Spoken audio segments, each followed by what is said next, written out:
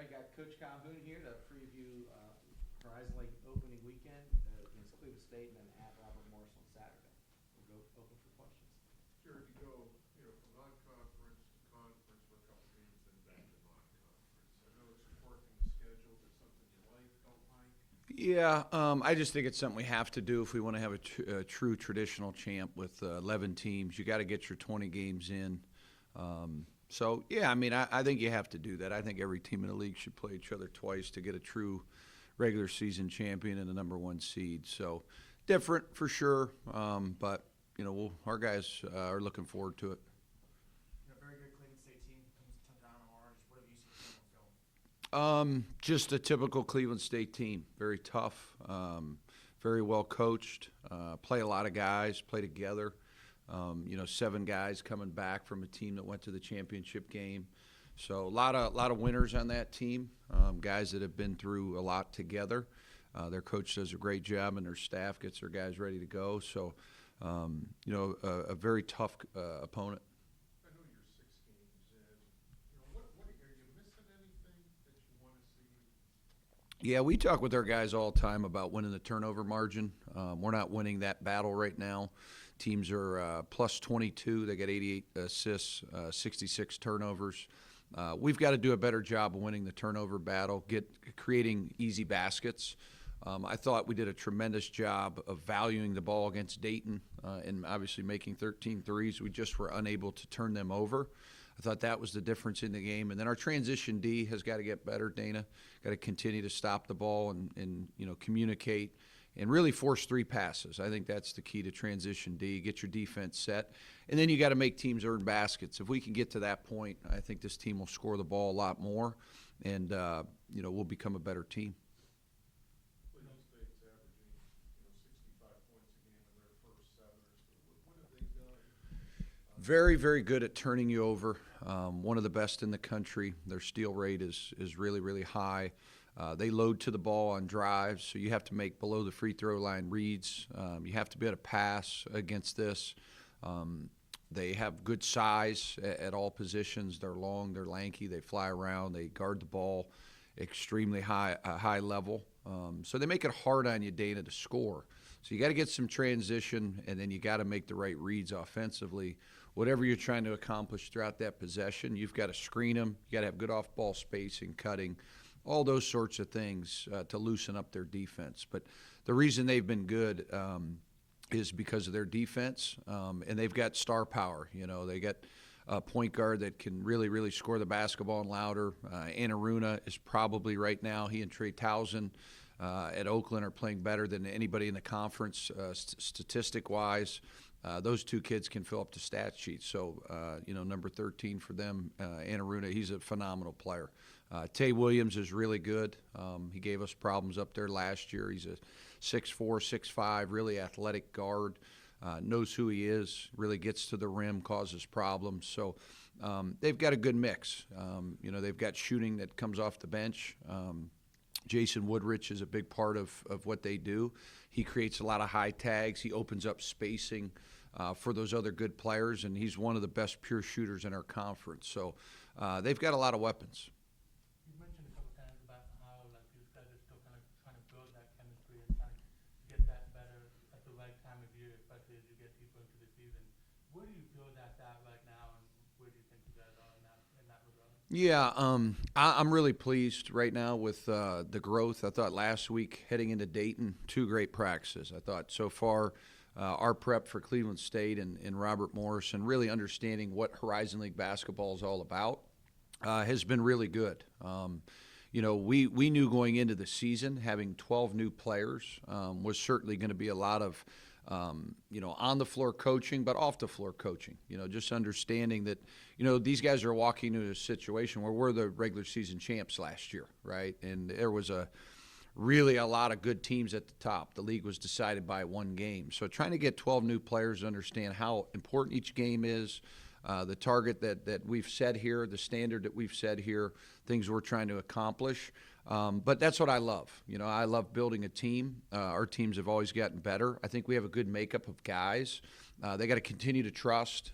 They got to continue to have good, healthy conflict and work through situations at practice.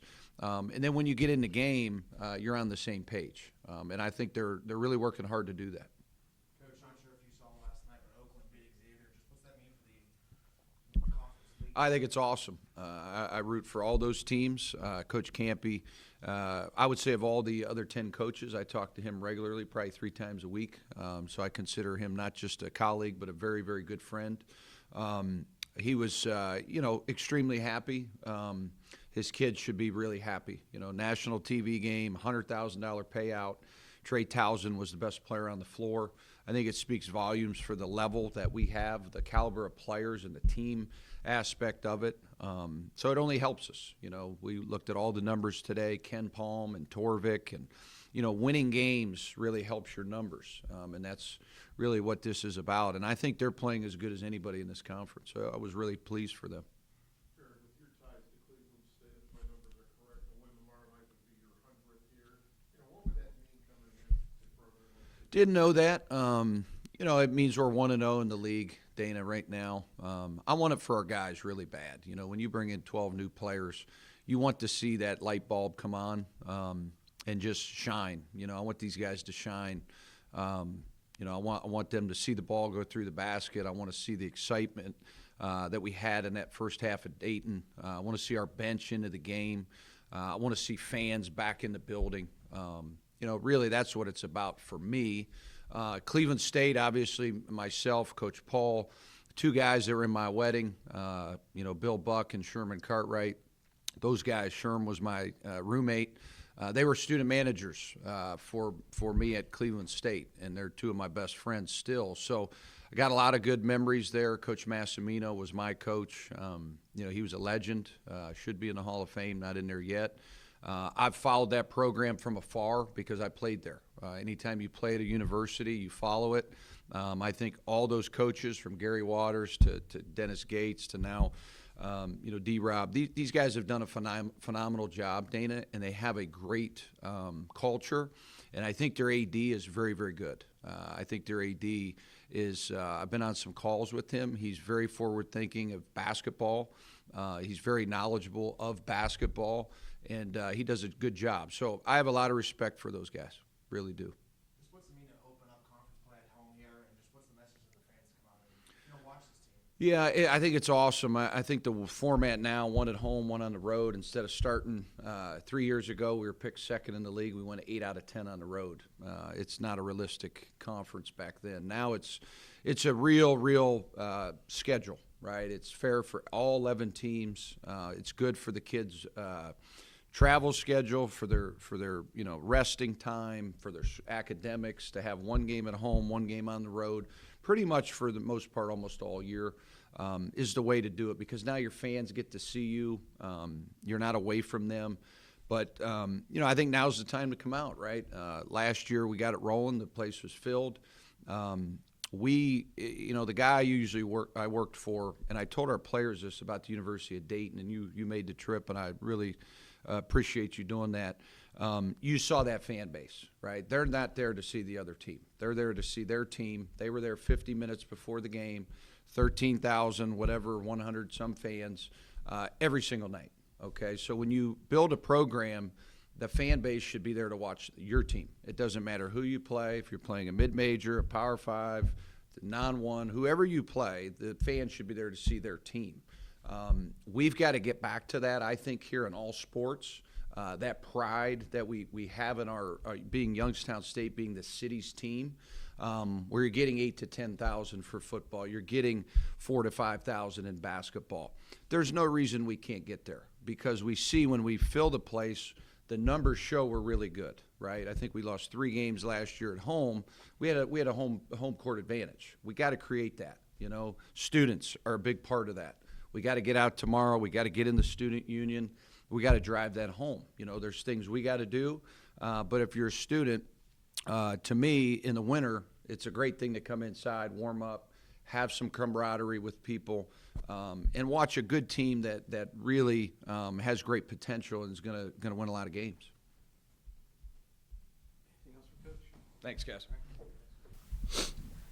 We got a Set. Kev? Okay, grad student, right? Yes, sir. All right, Bryson Langdon, Horizon League veteran, coming off a 14-point game at Dayton. We will open for questions. Bryson, 3-3 start for this team so far this year. Just what have you seen, likes, dislikes, and how can you guys get better? I say just getting better from our togetherness. Like Coach said, 11 new guys. We come in here, really don't know each other, but I feel like the more we get to know each other, the more together we are, the better we can be. How long does that take? I wouldn't even put a time stamp on it. I'll just say each game, each practice is growing. So every time we practice, every time we're after games, we're learning something new about ourselves, and it just grows from there. So I wouldn't say a time. It's gonna take a certain time. It's just gonna grow as we go. You're a veteran of this league.